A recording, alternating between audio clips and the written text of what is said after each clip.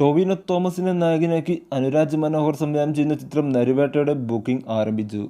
കേരളത്തെ നടുക്കിയ മുത്തങ്ങ വെടിവെപ്പും ആദിവാസി സമൂഹത്തിൽ നിന്നുണ്ടായ അവകാശ പോരാട്ടവും പോലീസ് വേട്ടയുമാണ് ചിത്രത്തിന്റെ പ്രമേയമെന്നാണ് പുറത്തുവരുന്ന സൂചനകൾ. ചിത്രത്തിൽ വർഗീസ് പീറ്റർ എന്ന പോലീസ് കോൺസ്റ്റബിൾ ആയാണ് ടൊവിനോ എത്തുന്നത്. സുരാജ് വെഞ്ഞാറമൂട് ഹെഡ് കോൺസ്റ്റബിൾ ബഷീർ അഹമ്മദ് എന്ന കഥാപാത്രത്തെയും തമിഴ് സംവിധായകനും നടനുമായ ചേരൻ DIG രഘുറാം കേശവ് എന്ന കഥാപാത്രത്തെയും അവതരിപ്പിക്കുന്നു. പോലീസിന്റെ ഏകപക്ഷീയമായ ആക്രമണത്തിലേക്കുള്ള സൂചനകൾ കാണിച്ചുകൊണ്ട് ചെങ്ങറ, മുത്തങ്ങ, പുഞ്ചാവി, നന്ദിഗ്രാമം പോലുള്ള ഭൂസമര ചരിത്രവും പ്രധാന വിഷയമാക്കിയാണ് നരിവേട്ട ഒരുങ്ങുകയെന്നാണ് റിപ്പോർട്ടുകൾ. വർഗീസ് പീറ്റർ എന്ന സാധാരണക്കാരനായ പോലീസ് കോൺസ്റ്റബിളിന്റെ ഔദ്യോഗിക ജീവിതത്തിലെ വ്യക്തി ജീവിതത്തിലെ കഥ പറഞ്ഞു പോകുന്ന സിനിമയാണ് നരിവേട്ട.